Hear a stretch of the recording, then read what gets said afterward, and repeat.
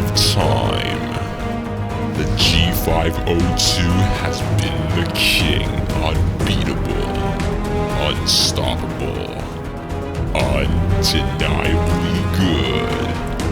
But it's time for a change, a new challenger. Meet the Razer Basilisk Ultimate in this epic showdown.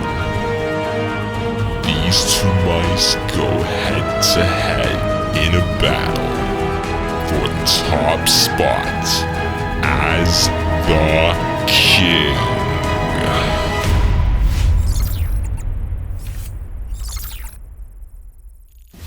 Okay, let's say you're in the market for a big ergonomic gaming mouse and you don't care about weight. Chances are, you're probably deciding between the Logitech G502 Lightspeed and the Razer Basilisk Ultimate. I had to make that decision a while back ago, and being the indecisive person I am, I just couldn't choose. So I bought both, and spoiler alert, there is a clear winner. Okay, let's get started. Starting off the unboxing experience, the Logitech comes in a sturdy and premium feeling box. You're presented with the mouse first, and then some paperwork, the cable, the weights, and the USB extender. As for the Razer, the box and packaging is much cheaper feeling, and for a mouse that's almost $200, come on Razer. You're first greeted with some paperwork, a side paddle which I will talk about later, a USB extender, the mouse, and finally, the cable. When you take out the mice, it's obvious that the Razer Basilisk is better built. The plastic has a more robust feel, and the coating is very smooth with a very comfortable matte texture. The grip on the sides are thick and grippy as well. The G502, however, feels cheap and thin with a very stiff and hard grip. But G502 fanboys will definitely feel right at home with the shape of the Lightspeed edition.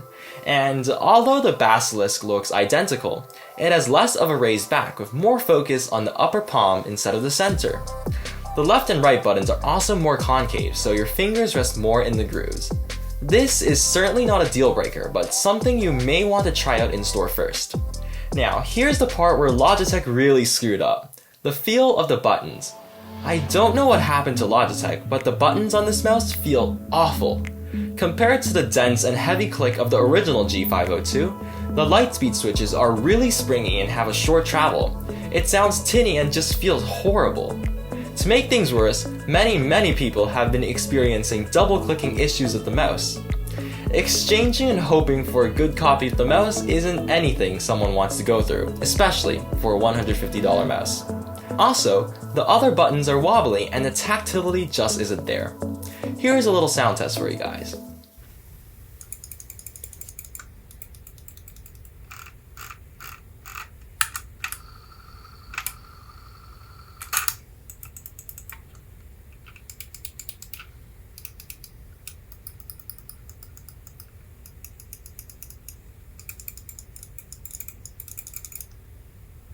On the other hand, Razer absolutely nailed it.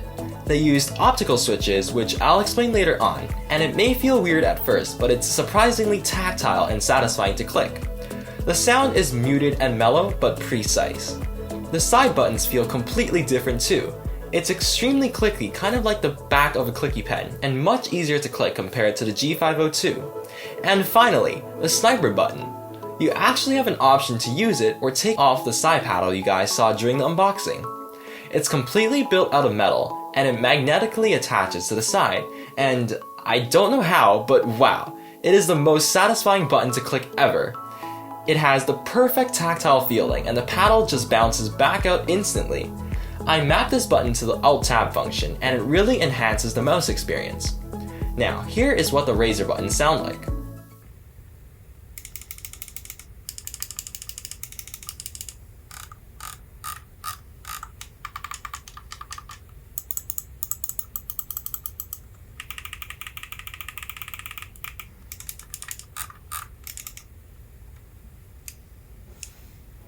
But there's one thing Logitech can do that the Razer can't, and that's the infinite scroll wheel.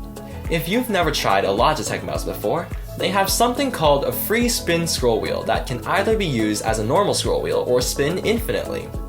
And even though you can customize the resistance on the scroll wheel of the Razer mouse, it doesn't make up for the free spinning wheel of the G502. As for technology, the G502 uses Lightspeed wireless technology with a Hero 25K sensor, and the Razer uses Hyperspeed wireless technology with their 20K Focus Plus optical sensor. These sensors are both awesome and reliable, and that can be said of their wireless connection as well. If you're still on the fence about whether wireless mice have slower response times than wired mice, I definitely think that you should check out Linus's video comparing the two. Link is in the description.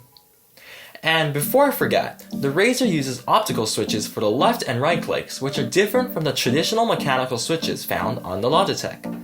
Basically, instead of the switch hitting an actual trigger, an optical switch has a beam of infrared light that sends an electrical signal to the computer every time the switch is actuated. This is a faster technology and also improves the durability of switches.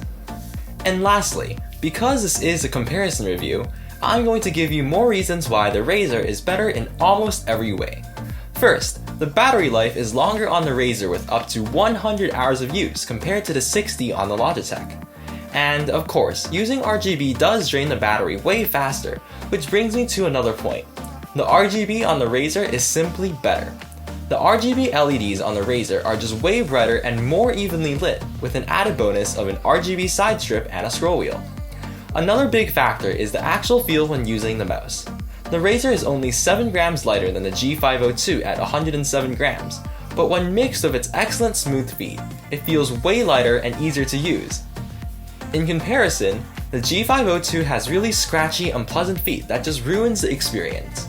Plus, they started to fall off with my original G502 after a bit of use. The only thing that's better on the Logitech is its compatibility with PowerPlay, which is a waste of money. There's also the feature to add weights if you really want a heavy mouse. In conclusion, buy the Razer Basilisk Ultimate. It's really a no-brainer unless you're heavily invested into the Logitech ecosystem. The only thing I will miss on the G502 is its infinite wheel, and I really wish there's USB-C charging on both. The Razer Basilisk Ultimate can also come with a wireless charging dock, however, it does cost extra. Personally, I didn't get one because I wanted to save some money. Anyways, I really hope this video was useful, and if it was, please like the video and consider subscribing. If you have any more questions, please tell me in the comment section down below and I will get back to you as soon as possible. Alright, stay safe and see you guys later!